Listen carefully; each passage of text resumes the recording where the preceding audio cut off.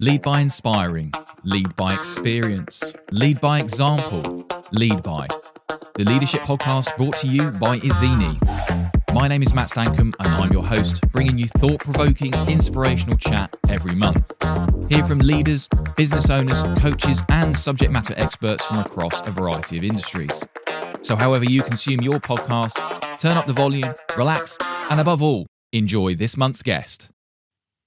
Welcome back to another Lead By with me, Matt. Today, we're doing this remotely. It's the second time in the season we're doing this remotely. So we're using a bit of technology, which is brilliant, which is very convenient because my guest today is not that close to us at the ezeni head office. In fact, Jan is based over in the Netherlands and he's dialing in from a different location today, and I'm very lucky to have him as a guest. So Jan, thank you for joining me, and I'd love you to introduce yourself to our listeners and welcome.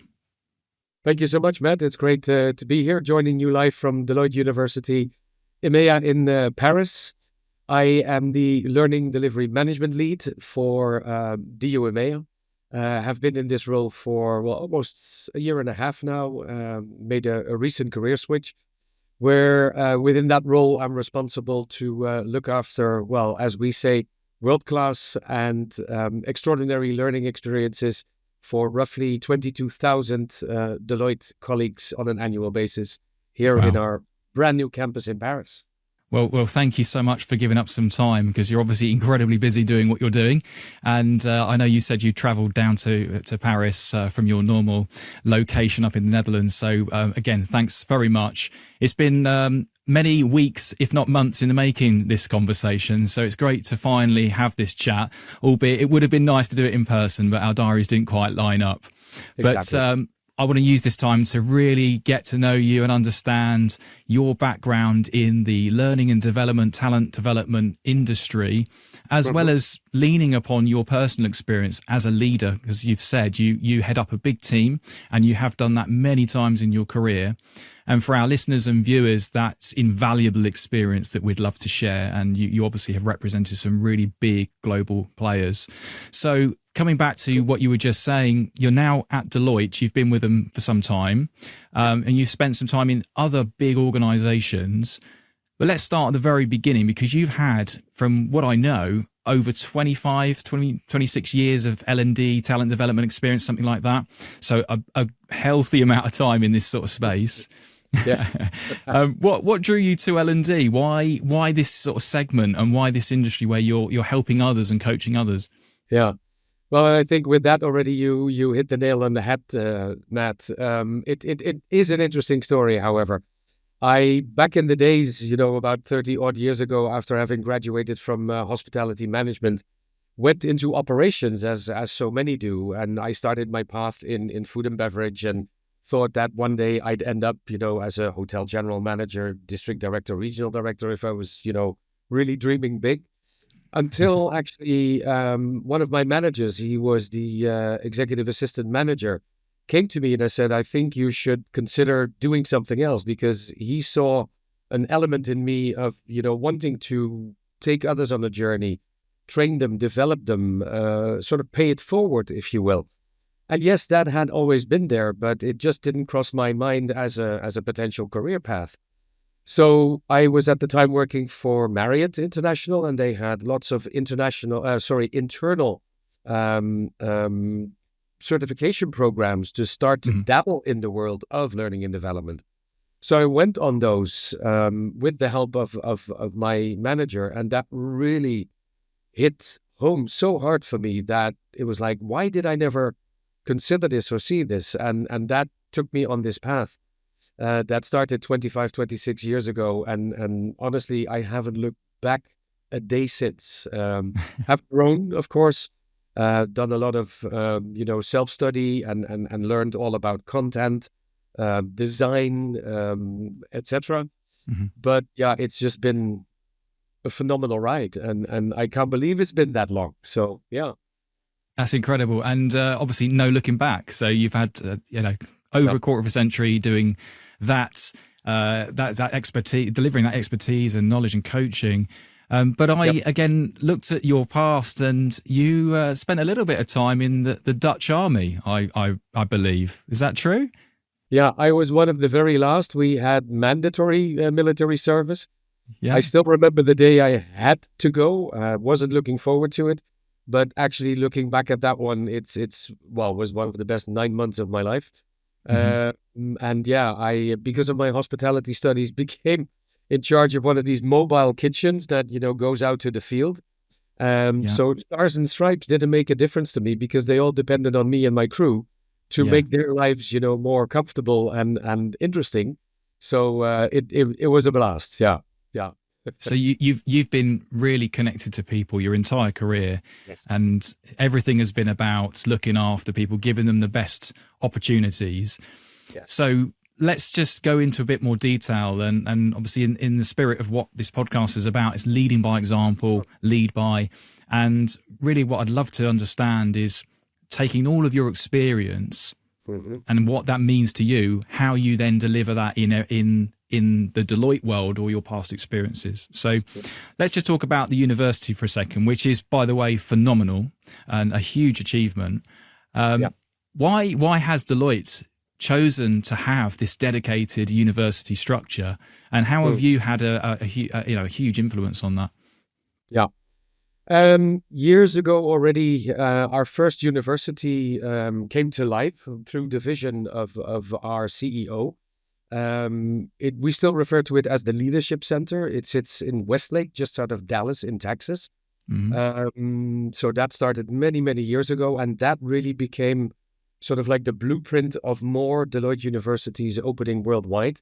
We currently, I think, have a network of 7, with the most recent one. We only opened last February, officially in April. But a month ago, another facility opened in Beijing, in China, with another one in the pipeline, most likely in just outside of Tokyo. And the vision with that, of course, is, and it's probably much linked to what it is that we do as Deloitte. Other companies that I've worked for, and so many other companies, have a physical product that they sell. Deloitte, of course, has human brain power to sell, consultancy. How do we help other companies, deal with issues, challenges? So it's not that we can talk to, people about how do you assemble a certain product? How do you make that the best quality? And with what the services that we offer, a lot of human interaction, of course, comes into play. Our consultants, our managers, senior managers, the way they interact with clients makes such a big difference. So most of our curriculum actually focuses on leadership skills, but also on how, do we interact as humans, human to human, and how do we really help our clients in the best way possible? Yeah, that makes a lot of sense. And I guess, again, from your experience of leading teams operationally in the past, you can add a lot of value here as someone that heads up that space for Europe. Yeah. So talk to me about your actual role right now. You've got a team of, say, 35, 40 people, about that?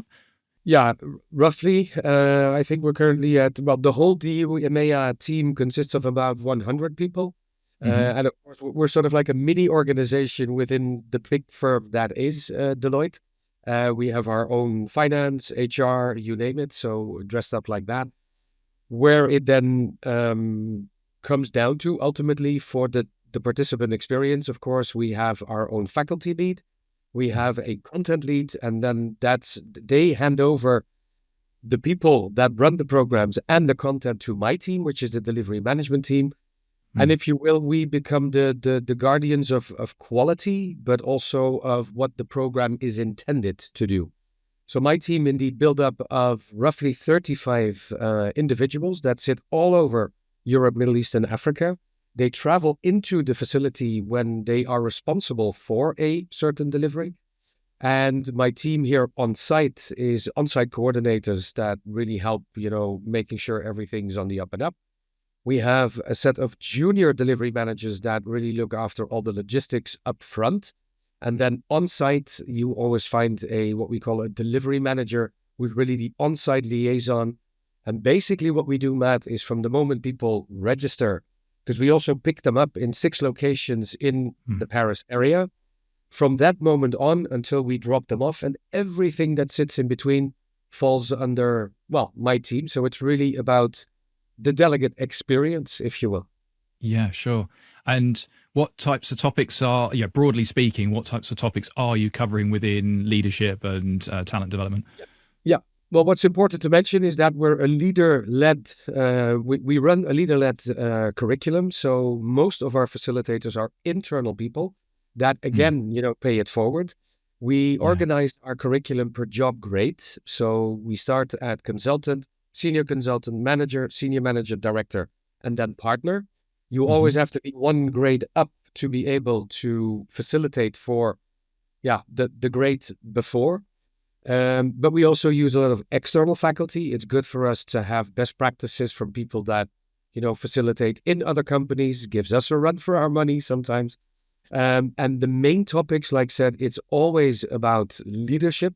Every program touches upon that, whereby if you make a shift in grade, so let's say you go from manager to senior manager, promotion, that means by default you'll come onto one of our milestones, which is then the global senior manager milestone. Besides the focus on that, we also have other programs. We run a large industry focus, obviously, whether it's consumer, automotive, health services. That is also a big part of our curriculum. And then there's a lot of stuff on personal development.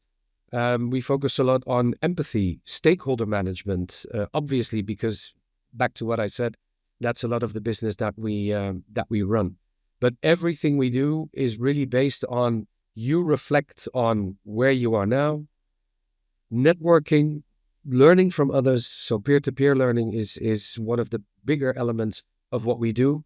Larded with, some theory, some models, some insights that hopefully help to get you to the next level, to have you to be successful. Yeah, that's incredible. And it makes a lot of sense having that expertise, a tier or two above, because then you've got some reality, some operational led experience that can be disseminated. That makes a lot of sense. Yeah. So again, for you've come with a lot of experience there. You've been an operational leader for many years, and also you've headed up the sort of leadership and talent development segments and sections across all of the companies you've represented. But at Deloitte, as you say, it's a unique position because you're selling the services and you're using the services internally, but also you have to lead a team yourself. Exactly. So there poses my first major question to you. How do you stay relevant as a leader yourself? Because obviously you're in charge of helping everybody else. How do you help yourself? Good question. Which is, I've done a lot of facilitation myself as well. Unfortunately, at the moment, because I'm new to the role, there's not a whole lot of time. But that's how I started in learning and development, and that will always keep me focused. And I find that so important, especially with the younger generations now coming in, and that's really the ones I want to pay it forward to, in the sense that let's not have them make the mistakes that I made, right? And if only I had known then what I know now, and I want to give that back. But we'll get to that, once operations in Paris have stabilized a little bit after the first year. Well, our inaugural year, if you will. Sure. But for me, it's really about having always been blessed with a team that has all of these generations in there, where I think I've never been afraid of showing vulnerability as a leader, opening up, transparency, asking people for input, empowerment. It was me copying what I have always gotten from my leaders and managers. And to be, really privileged to have all of those insights, where sometimes somebody that's much younger than I am come forward with a piece of feedback in a psychologically safe environment where that's open and where that's done. I learn so much and I stay relevant. Besides, of course, every now and again, sitting in the back of the classroom here in Deloitte University, picking up on some tools and techniques as well.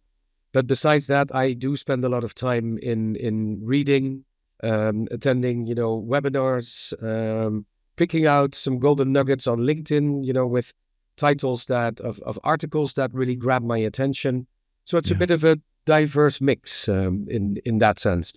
And last but not least, being a father of a 22, a 19, and a 17-year-old is actually also very helpful, because they also give perspectives on things that I work a lot from home, and then they hear me have conversations and they start to ask me questions, why and how, and they start to challenge me. And yeah, that also is a wealth of, well, information and knowledge for me ultimately. Yeah, Does I that can. make sense? Oh, totally. And it's a great point, because as a father myself with teenagers, you're absolutely right. There is a synergy there, a similarity where you're coaching your children through life. You're having to help them get what they need in their lives, facilitate options and choice. And it's no different in the workplace. And interestingly enough, an episode we recorded recently with Alexandra Wood.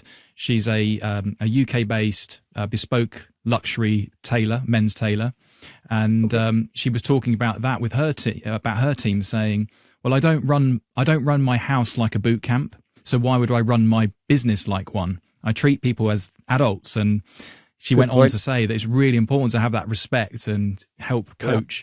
And I absolutely agree with you, Jan. I think that empathy that you talked about at the beginning, that understanding that you generate from having those people around you, your loved ones around you, gives you that psychology to then speak to people with respect, listen more in the ratio of 2 to 1, and it really helps people to grow when in a business sense. So that does make a lot of sense. Good. So with the university role, you're a year or 18 months in, you were saying. Prior to that, you were with Bose, as we've talked about, for 5 or 6 years. Again, a similar sort of role, but very different industry. What have you seen in terms of a difference in leadership approach from 5 or 6 years ago and a different industry to what you're dealing with today? Yeah. Well, the interesting one, or the very interesting point, because when I made the switch from a role that I had before, from hospitality to the world of audio, I was quite nervous actually, and quite anxious, maybe even at a certain point. I knew I wanted something else.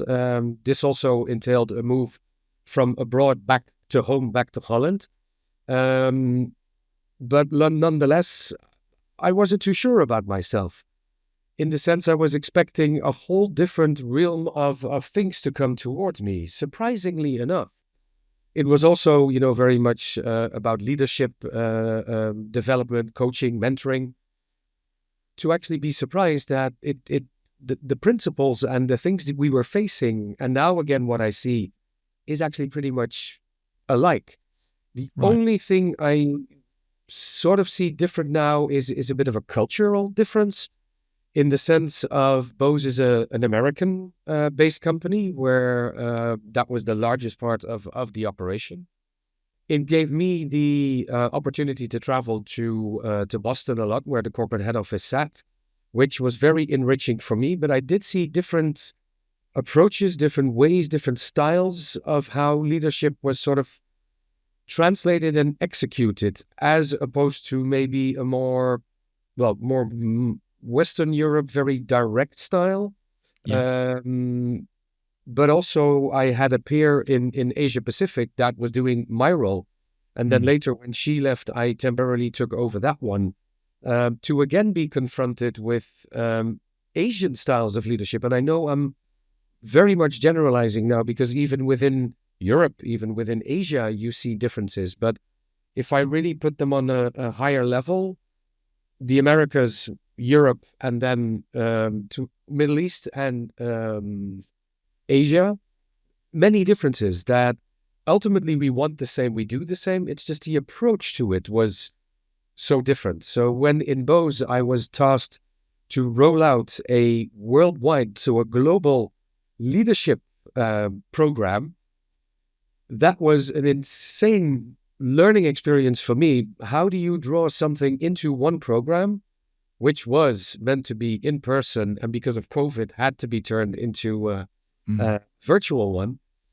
That was a real challenge to ultimately find out we do all struggle with the same things and issues. It's just a matter of how do we localize it, tailor it, and make it relevant to that specific area. That's, again, a really interesting point, because for many, they work and represent a company in their home country. and not everybody has that luxury or unique opportunity to work globally. Yep. But you're right, it does present a very different challenge because of the local cultures, maybe even just working practices, the logistics of hours and working days of the week can have a bearing on how people are led and ultimately what they deliver. Yeah. So for you, that was a big step. What advice would you give someone that was taken up that sort of role where they're, having to deal with different time zones and different cultures and different languages? What was your biggest learning there?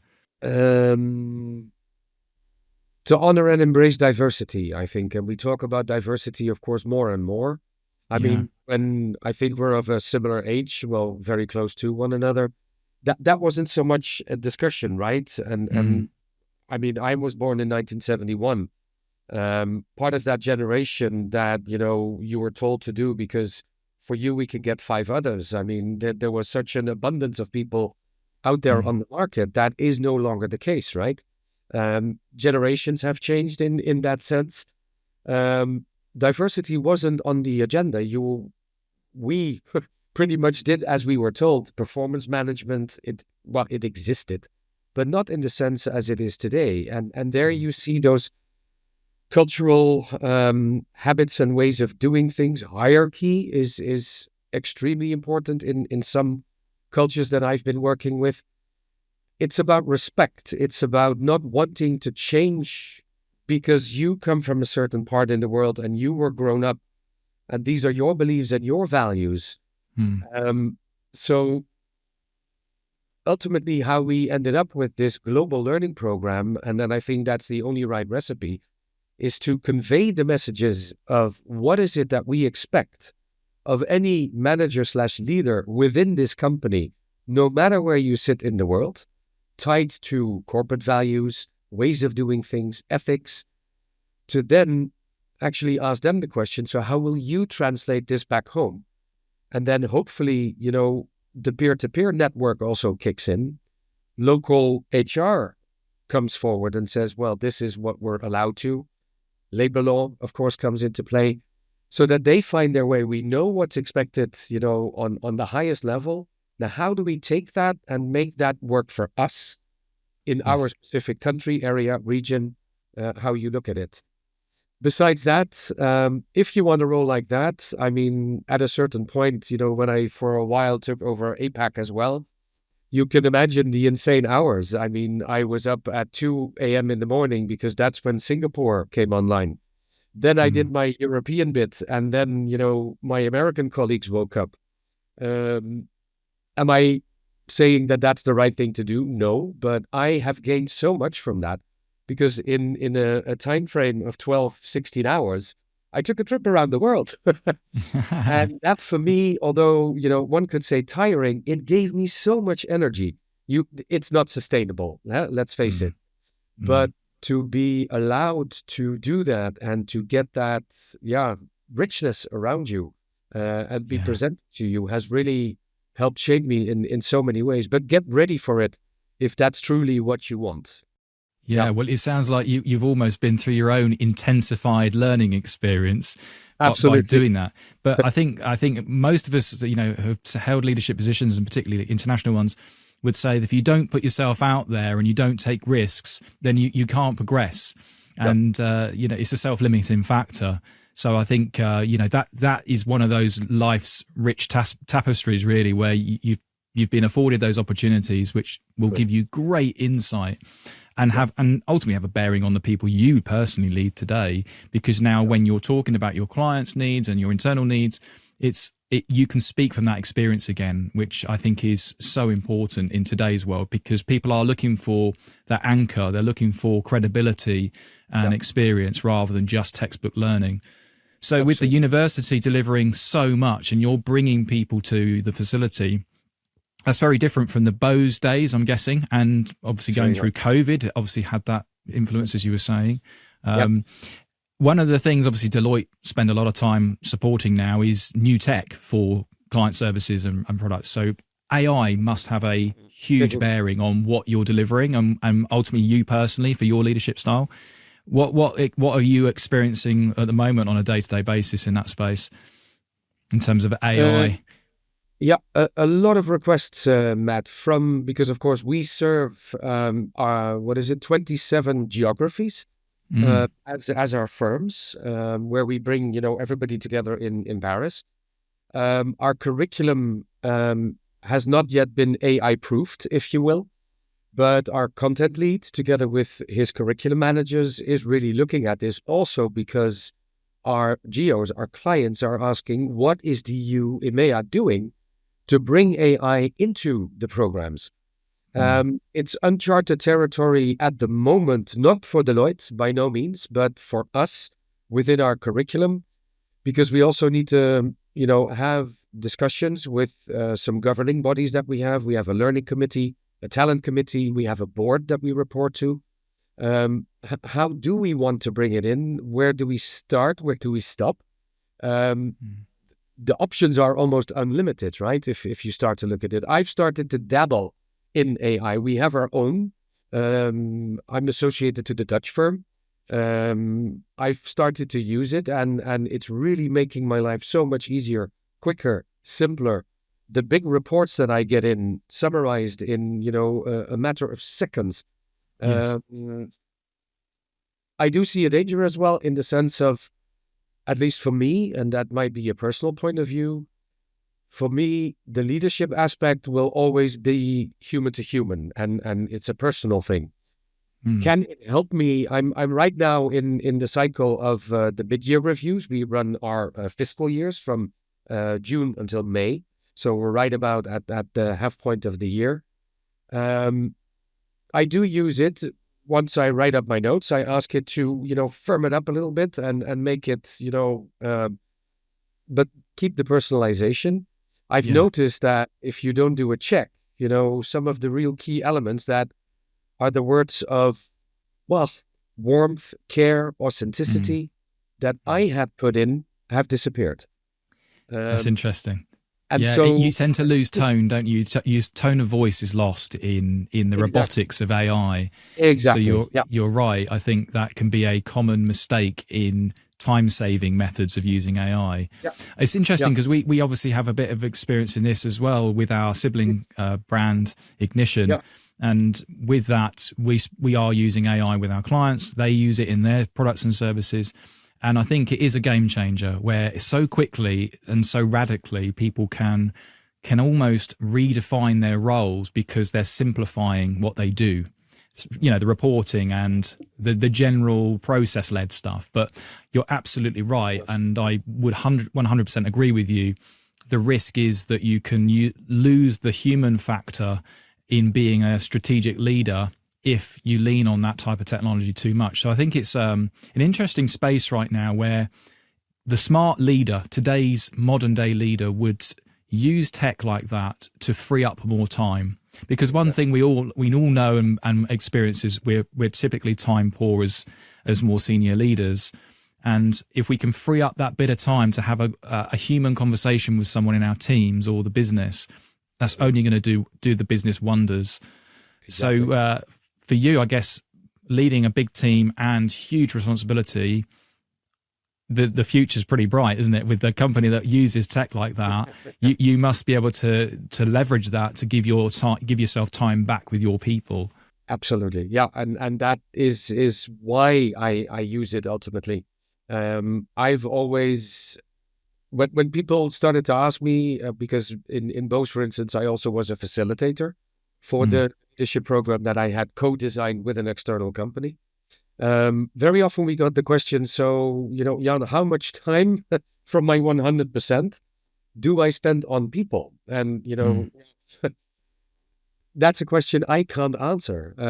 What I do know is that the majority of time typically should be going there. Is that always realistic? No, because I think also leaders are crunched for time with their own goals, their own projects, responsibilities, and it's no different in Deloitte. But if mm, you truly want to do a good job, at least half, if not a little bit more of your time is devoted to your people. I speak to my delivery managers once every 2 weeks. We have a 1 hour biweekly. mhm, Some people that have a split role, I speak to once a month for at least an hour. Then, now it's that checkout season where, again, we put time on the calendar. And it's just so important to, on one side, talk about the daily, listen to, their stories, what do they bring? But also it gives me so much proof in the sense of their performance management.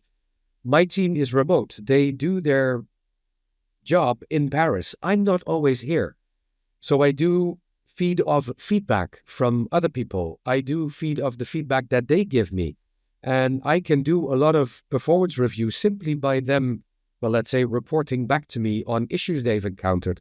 How did they solve it? And so interesting to see that, the more juniors reach out when there is an issue. Jan, do you have 5 minutes? It's urgent. As opposed to, oh, Jan, here's a report on what happened today and here's how I fixed it. Which is also performance management data in that sense. But it's so crucial to, especially with a large team, I've noticed that the remote factor makes it even more challenging to find as much time as possible to devote to your people, I think. And especially the business we're in. We're in the business of developing people. If anybody in the EU EMEA, in this case, should be role modeling it, it's our leadership team, which I'm part of. If we don't do it, then what do we stand for? Yeah, well, it's a classic case of the cobbler's children, isn't it? Often, absolutely, yeah. The word shot. It can't be helped. It can't be helped sometimes. But what you again made very clear, and it's a great point, is the challenges of remote working and remote leadership. That is in itself a topic that many people of a generation will have never experienced before. And I think the example you just gave, where a younger generation compared to, let's say, a more senior member of the team, struggling with the way to interact with their managers and leaders, I think is a common occurrence. Yeah. As a younger demographic, people tend to want things on demand, and they're happy to work on demand because their lives are led around it using smartphones and tech and streaming services. They're used to having on-demand service. So the leader almost has to be that on-demand leader. But for many, that won't work. And the challenge is, as you were saying, in feedback, how do you get the voice of everybody? So to come to your personal experience of leading that team, your more senior members and maybe, let's say, quieter members of the team who sit maybe on the sidelines and not so forthcoming with information, how do you engage them to make sure you're getting their voice heard and making sure their feedback is prominent in your leadership? Yeah. Well, there's a couple of ways. We tend to get together as the full team. Well, and now we've done that twice, and recently in September, where I call together the entire team from on-site coordinators up until delivery managers. So it's a big group where we use the time and did that again last time to really gauge input. Where are you? How are things going? We have just, opened very successfully our new facility. That brought them a bit of anxiety as well. Along with a lot of pressure I was sensing. We were in a hoteling solution before. Now we own the place. And that I started to notice put so much pressure on everybody's shoulders that they were sort of saying, we want to get this, perfect at 120% out of the gate. Which I pushed back on and said, it doesn't need to be perfect, let's strive towards that and move to a business as usual state. Yes. So we spoke a lot about where, what successes have we achieved? Where did we screw up? And where do we need to get better? And how are we going to do that? Getting everybody's input, irrespective of level, job grade, experience. Everybody had ideas. Where's the untapped possibilities, that we have yet to discover because we don't know quite ourselves yet how to navigate the building. I mean, outside, if you walk, we have a lake, we have lake houses. What are we going to do with those? So really embracing, the power of an open mic session. And I get the privilege to do that twice a year with everybody. We do also get together with just the delivery managers, the junior delivery managers get together, and their leaders that report to me. also have these open mic sessions on a regular basis, and we keep on asking for input, feedback. Tell us how this, is working. But we want them to be critical, open, and transparent, and know that there's no repercussions if they're too critical, if you know what I mean. So really Yes. speak your mind and be Dutch, be direct. And again, does it have to be a work conversation all the time? Because I've seen some of your posts that No. you've been doing some really great work sort of in this sort of CSR kind of community space with your team. So you were doing something with Helping Hands, I believe. Yeah. Um, Yeah. Does that No, help you in terms of getting that team established? Oh yeah, absolutely, absolutely. I'm a fond believer of anything that is CSR related. That stems back to 2 roles ago, where I was asked to help our CSR leader to run or to roll out a new program, and that's really got me hooked. Besides the Mhm. fact that father of 3 young children, and there needs to be something for them as well, right? Mm. I'm very convinced that anything related to CSR can help bond a team as well, because you're giving back as a team to something outside of your organization. There Mm. is no talk about goals. There is no talk about business objectives, what needs to be delivered. We're doing this out of a, selfishness sort of thing, wanting to give back. And this particular activity it struck everybody really over here. Yeah. People are still talking about it, and it was amazing.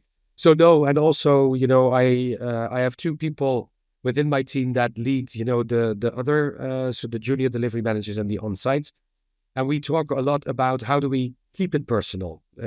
So in one-on-ones, it's not only about the business. It's like you would in an office, right? The Monday morning water cooler coffee chat. Yeah. Very important to spend time there, even more so, I believe, in a virtual setting. I think during COVID, we went a bit overboard because it almost Yeah. felt, enforced we had to, because nobody knew how to do this and where are we with this. Mm. But my team, by default being so remote, it is extremely important to, keep a tight, leash on how are people really doing. And as a Mm. result of the team meeting that we did, that is now how we took some time to talk about psychological safety. And one of the topics was that typically we always ask, right, how are you doing? And then something comes and we move into the business. They showed us a video whereby people were then asked, no, let's go back. How are you really doing?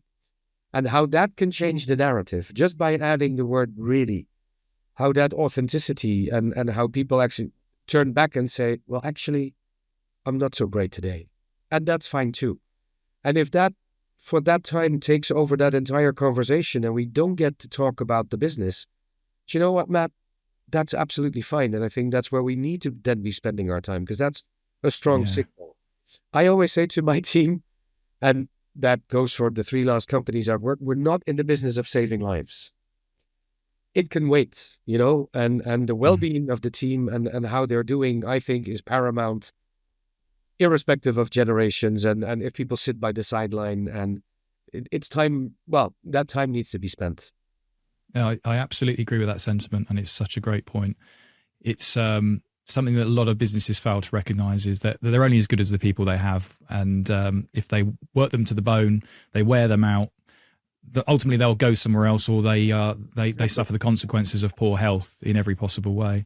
Yeah. And I think the work that you were, I saw the post about Helping Hands, and the great work that would have been an outcome of that is just a great example of bringing people together, having a like-minded goal that's not necessarily a business sense, but also giving you the opportunity to have a corridor conversation at lunchtime and just talk about anything. And then I think the really question, I love that. I could see myself actually using that now, because it's not something that I typically ask someone. I'll say, how are you doing today? But how are you really doing? Yeah. If you get a sense of something's not quite right, is a great example of truly listening and having an empathetic relationship. That's a good one. Yeah, it's really a nice one. Yeah. So the challenges of remote working and leading a team now is sort of normal for you. Yep. If you were starting over, this was your career again, What would you be doing differently? Because starting out in operations, frontline managing in hospitality, and then into L&D, what significant shifts have you seen, and what would you now be doing differently as a result of your learning, expertise, and knowledge? Um, but I was lucky in the sense that when I started working for Bose, my manager sat in the US, and that was pre-COVID. That was a new working model for me, and especially coming from the hospitality, where I remember it very well. At a certain point, a policy came out on working from home. I flew literally, across the globe for the business. Um, I landed from, let's say, Dubai at 6 in the morning. I was expected to be in the office because that is what we do. That is what's expected. That was starting to get challenged by people, Mm. including myself, because I was like, I'm good for nothing today. I can do some stuff, but don't expect great work from me today. That then totally shifted to seeing how that was possible.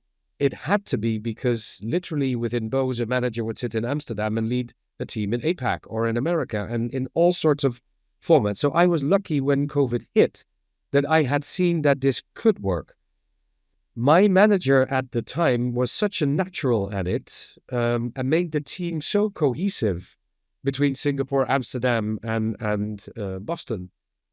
That was really inspirational, but I also started to steal with pride. Well, I'm doing that now, I notice, on how she did that, how she kept us together and united as a team. There's, of course, a lot of debate these days on, what do companies now demand of people almost, because there's some companies that demand 2 or 3 days at least in the office, or others completely let it go, right? And see where it falls. I What do you think, believe is the right approach there, Jan? Because obviously that is a really interesting point. It's an often a contentious subject. yeah, yeah. What's your personal experience of that? I think it needs to suit the culture of the company. Mm. There is Hospitality is a great example. You can't run a hotel without people actually being there. Mm. Some would argue against because, recently I stayed at a hotel where actually, room service was taken to my room by a robot.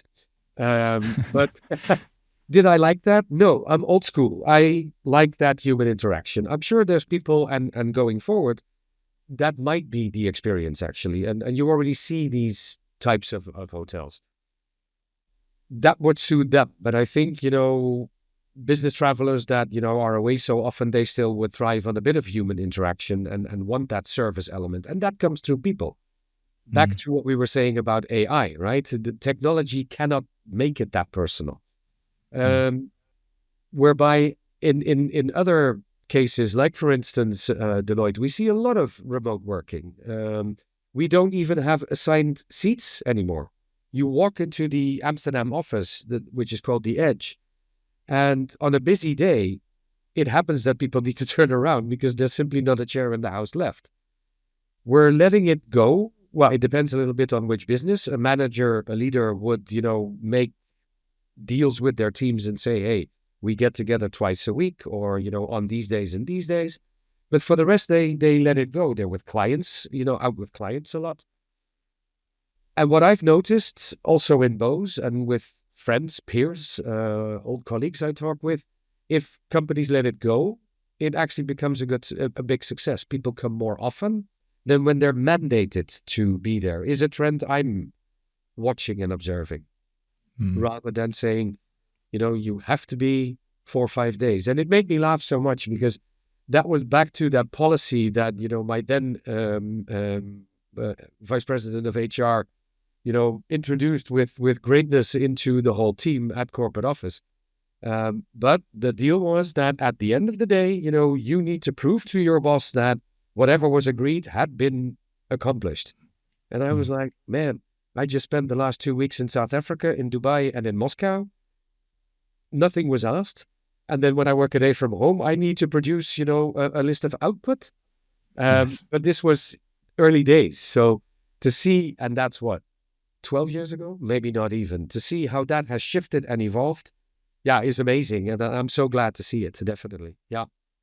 It's a big cultural shift, and some would argue that the reason these conversations happen and days in the office are mandated is simply down to trust and how trust is established. Absolutely. And for some leaders, they're not taught how to manage remotely as you do. So that in itself is the first step. It's not mandate the office hours or mandate the policy around it. It's actually support the leaders so that they can eventually take that decision and do it right by the people. Because otherwise you'll fail your people, you'll fail the business. And I've seen it many times and supported in consultancy roles in companies where that has happened many, many times, and it is challenging.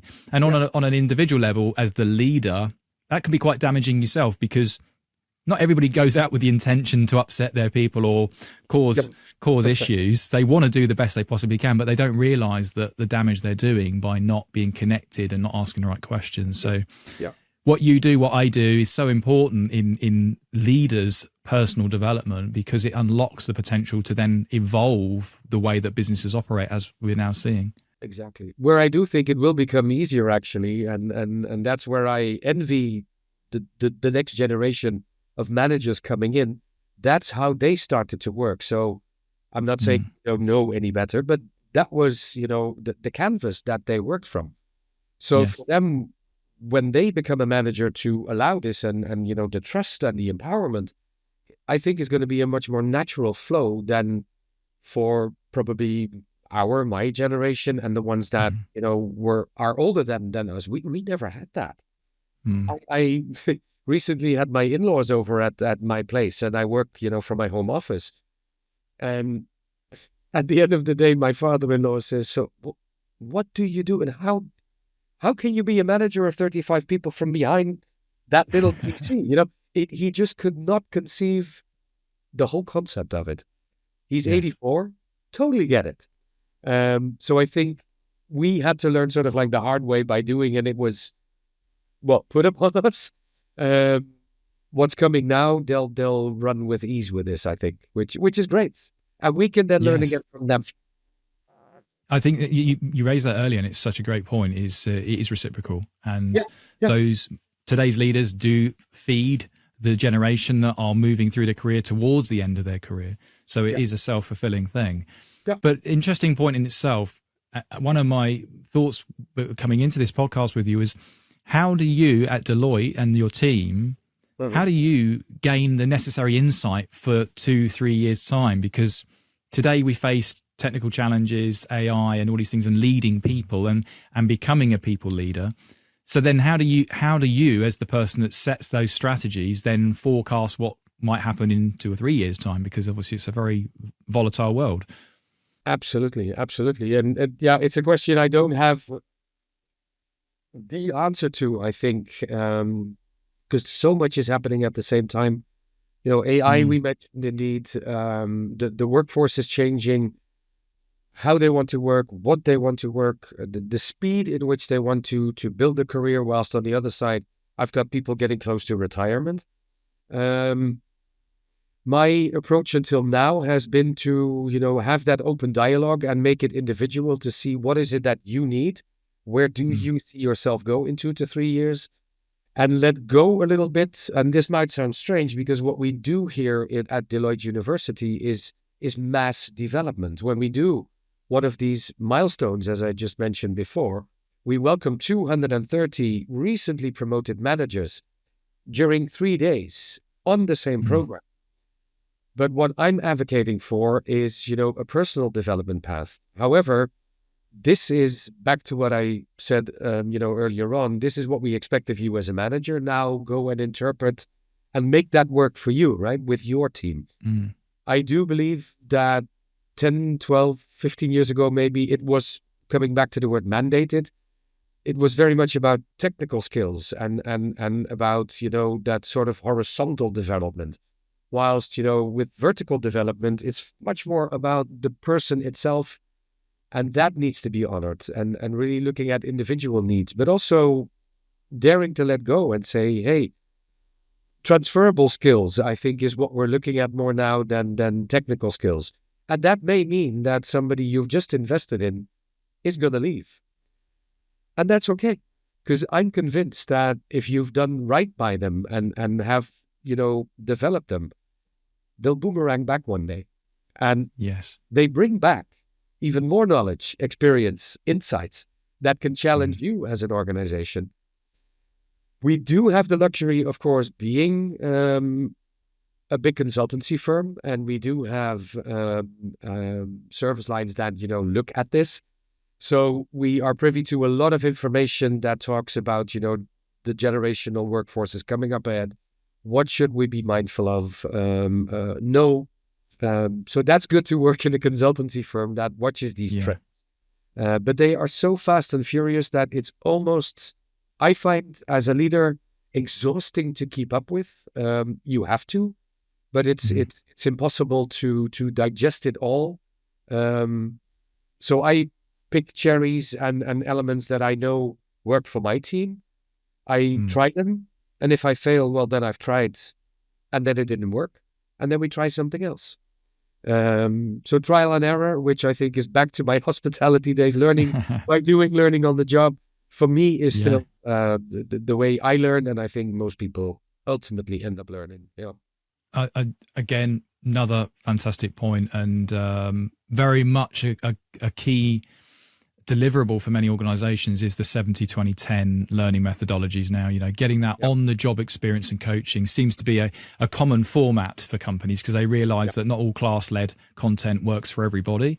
And there's, you get fantastic nuggets in there and networking opportunities and fast pace. But the reality is you've got to go and do it at some point, and you need to demonstrate it. So I think the combination of that is really powerful. So with the experience you've talked about, and your commitment to people and giving up time, making sure you're on a personal level, you're giving time to your people. When it comes to things like one-to-ones, what would you say are the sort of do's and don'ts in a one-to-one that would help an aspiring leader today? Is there things that that work really well and don't work so well? Yes. But again, also there, it depends very much on the individuals. I've noticed when they're onboarding, the do, I think, is to give them lots of insights, help to really successfully establish them, leave lots of room for questions, and let them really, ask any question that they have, rather than already straight away start to talk about deliverables and goals and, how do I want this and where is this going? No, let's first get them, settled in, I think. Whilst with the more experienced ones, I think currently I'm at the point, right, we have 45 minutes, an hour, talk to me, and I let them do the talking. I take some notes, I start to ask questions, I challenge a couple of things, and then, there is sometimes there's no time to do a formal meeting, with the delivery managers community, for instance. So then I update them individually on some of the stuff that they need to know immediately. I will always follow up with an email, but I do believe that, just sending an email is just like the old memo I used to find in my pigeonhole, right? Too many of them. And I think it allows to give context to explain. And that, I think, is the biggest do that I've learned, in the sense of not just put down because this is the process, this is the policy, but really take time to set the context and explain the why, and let them then ask their questions, challenge it, whilst at the same time being firm, to the sense that, well, then we are at an agree to disagree situation. What's it going to take for you, although you disagree, to do this? Because it has been agreed. It needs to happen. I hear you. There's resistance. How do we get beyond that? Because this is a non-negotiable. And that needs to be in balance, I think. And that maybe comes back to a bit what we were talking about earlier on. It cannot all be about, the wants and the needs. It needs to be a healthy balance, I guess, in that sense. Yeah.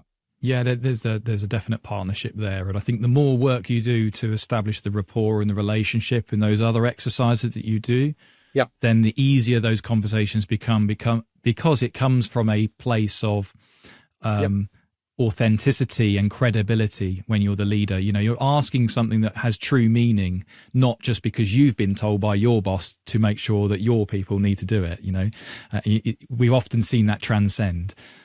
So that makes again a lot of sense.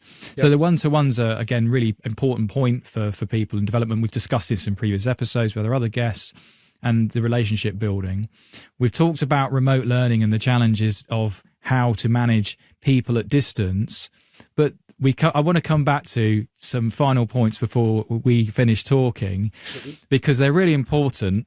You are now working towards the end of your career, I'm guessing. You've probably got a goal in mind of what you want to do next, because you're leading a team and you've spent some time in L&D. Do you want to remain in a leadership position in your future and see out your next 10, 15 years of career? Do you want to see that same position and same industry? Or do you want to fancy a change now you've been and seen it and got the T-shirt? Well, if you ask very close friends, they would know the answer I would have given you probably about 10 years ago.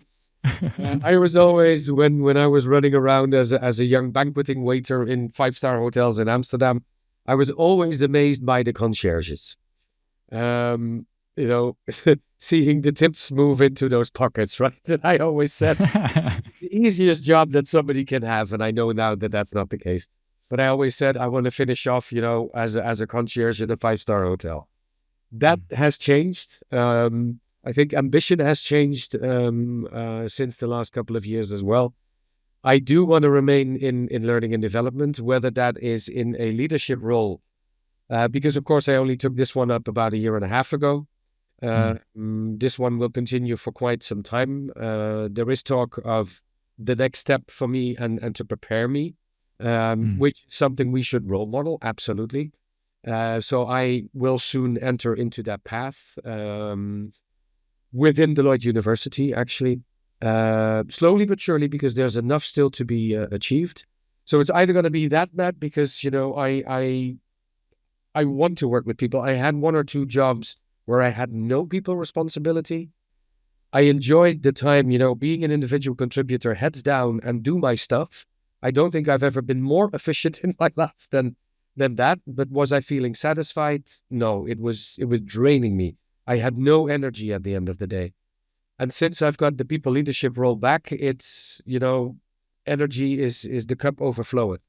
So I've noticed for myself that is something I need. I feed off. It's either going to be that, or I'm going to switch back to being a facilitator.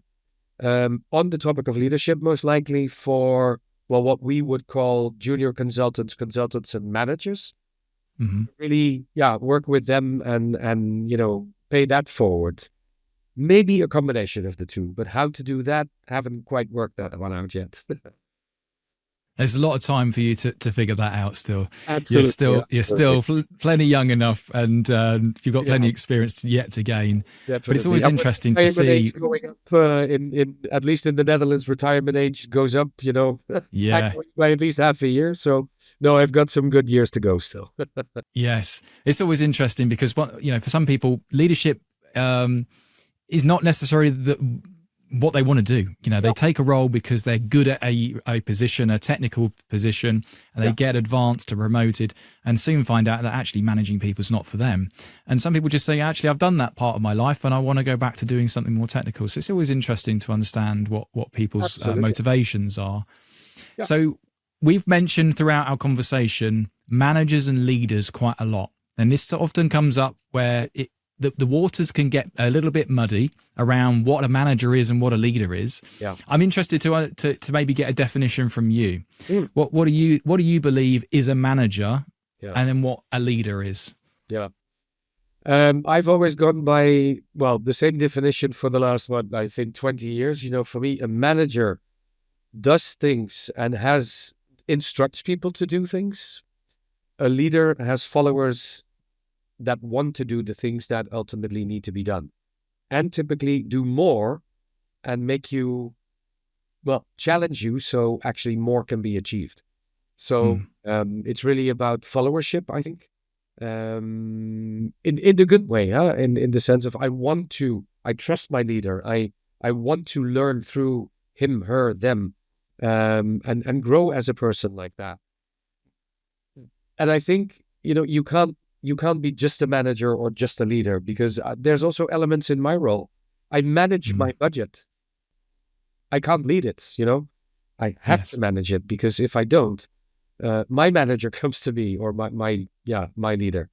So there's always elements that are the must-dos that have to be done. And that's the managing part for me. Yeah. Yeah, that's a great answer. And ultimately gaining followers is a great definition of it. And I think a lot of people struggle to understand the differences sometimes because, as you say, there is a little bit of hybrid in more senior roles where you are accountable for some big processes and skills and requirements. But being a modern leader today, a visionary strategic thinker, what one piece of advice would you give for someone taking up that role now? What do they need now more than ever before to be that visionary strategic leader? Lots of agility, curiosity, and trust in their people. And it's no surprise that those three words have been used by many of the great leaders that we've spoken to before on Lead By. So very, very interesting, isn't it? That the recipe is universal across the world. That curiosity and trust are definitely two big words mentioned before in that recipe. So that's really interesting. Right. Yeah, and I think we've probably exhausted your time because you are a very busy man, and we've barely scratched the surface, if I'm honest. Because I could chat to you all day. You're such a great guy and really interesting. Thank you. And I hope that we can catch up again soon.